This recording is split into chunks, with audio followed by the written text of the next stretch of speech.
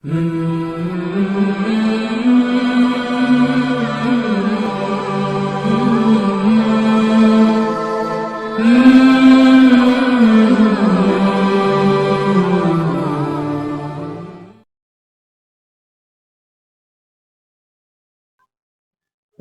আলাইকুম ওয়া রাহমাতুল্লাহি ওয়া বারাকাতুহু।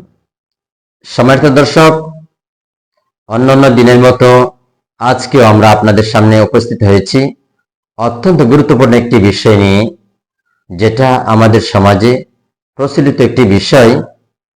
আসলে এই বিষয়গুলি আমরা সচরাচর করে থাকি, এটার মাধ্যমে আমাদের কত বড় গুনাহ হয়ে যাচ্ছে, আমরা সেদিকে ভ্রুক্ষেপ করি না। আসলে বিষয়গুলি হচ্ছে আমাদের সমাজে প্রচলিত এমন কতগুলি বিষয় যেগুলি মাধ্যমে আমরা শিরিক গুনাহ করে ফেলি, শিরিকে পতিত হয়ে যাই। এমন কিছু বিষয় নিয়ে আজকে আলোচনা করতে যাচ্ছি।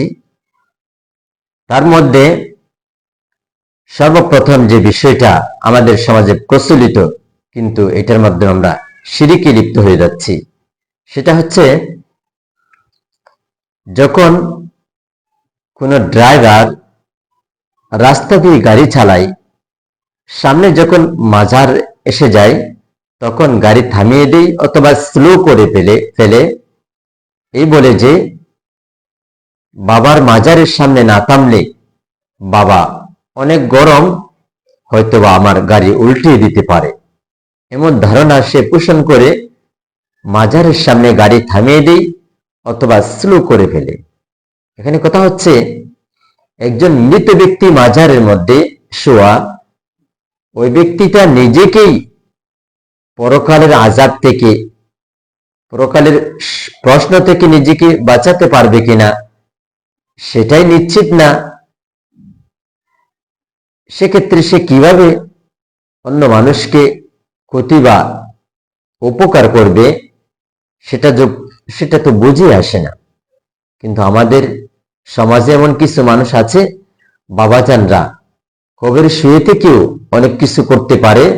এই জন্য তাদের মাজারের সামনে আসলে তারা বিভিন্নভাবে তাদেরকে শ্রদ্ধা, সম্মান, ভক্তি দেখায়, যেটা শিরিকের অন্তর্ভুক্ত।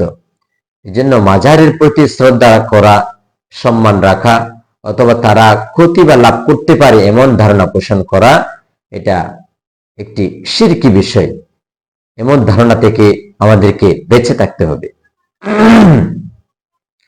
দ্বিতীয়ত আরেকটি বিষয় হচ্ছে আমাদের সমাজে প্রচলিত যে 6-7 বছরের বাচ্চাদের যখন দাঁত পড়ে যায়, তখন দাঁত পড়ার পরে তার মা বাবারাই তাদেরকে শিখিয়ে দেয় যে তোমার দাঁতটা ইঁদুর মামার কাছে গিয়ে বলবে তোমার মোটা দাঁতটা নিয়ে চিকন দাঁতটা দিতে।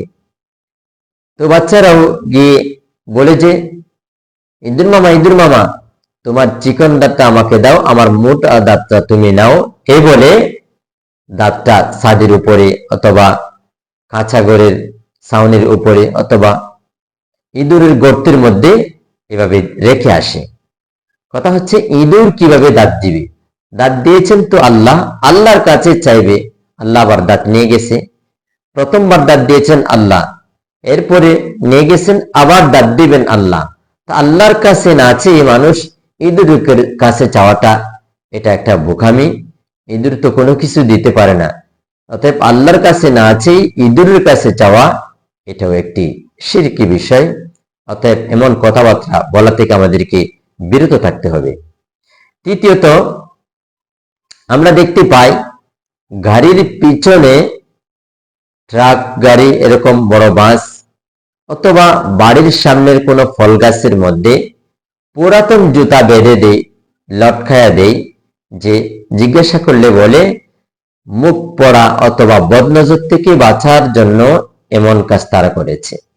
আমার কথা হচ্ছে, পুরাতন জুতার মধ্যে এমন কি অলৌকিক শক্তি আছে যে পুরাতন জুতা মানুষের এই সমস্ত মুখ পড়া এবং বদনজর থেকে হেফাজত করবে, বাঁচাবে? আবার বলে যে যে বদনজর দিবে, মুখ ফেলবে, তার গালে গিয়েই এই পুরাতন জুতা থাপ্পড় মারবে। জুতার মধ্যে এইরকম শক্তি কোথা থেকে আসলো?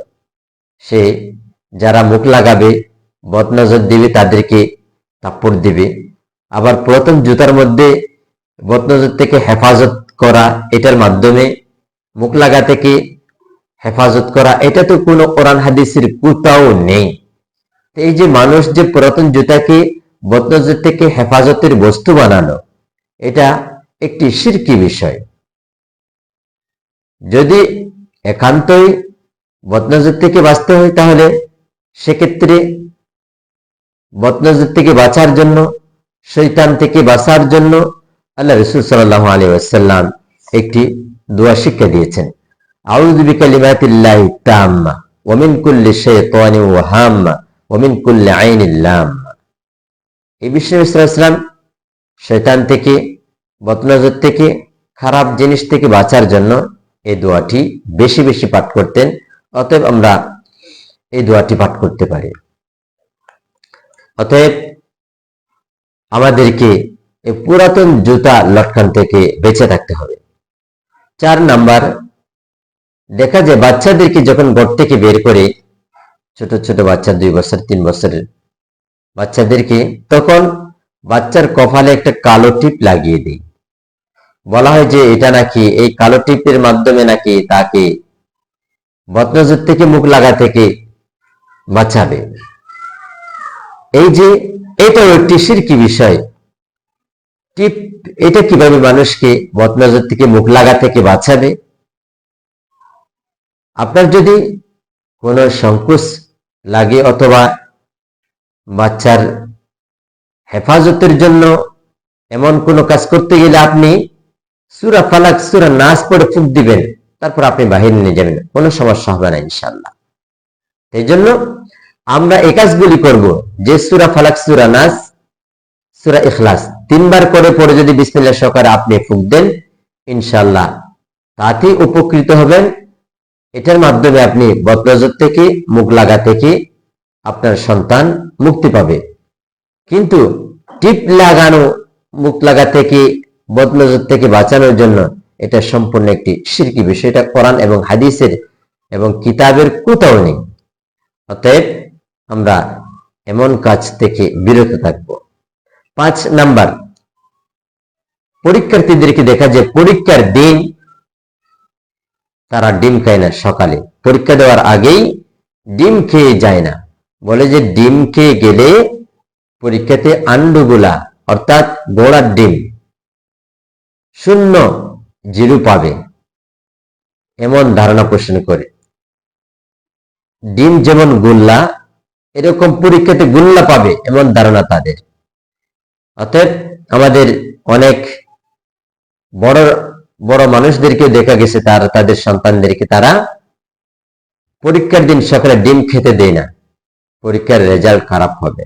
আমার কথা হচ্ছে, ডিমই যদি পরীক্ষার পাস ফিল করতে পারে, তাহলে তার কিছু করতে হইতো না মানুষের, এত পড়াশোনা করতো না মানুষ, আবার এত কষ্টও করতো না। এই জন্য দেখা যায়, কথা হচ্ছে, যেই চেষ্টা করবে সে অবশ্যই ফল পাবে। যে পড়াশোনা করে পরীক্ষা দিতে যাবে সে ভালো রেজাল্ট করবে, আর যে ভালো পড়াশোনা করবে না সেই অবশ্যই অবশ্যই খারাপ রেজাল্ট করবে। এখানে ডিম খাওয়া এবং ডিম না খাওয়ার কোনো বিষয় না। অতএব আমরা এমন ধারণা পোষণ করা থেকে বিরত থাকবো।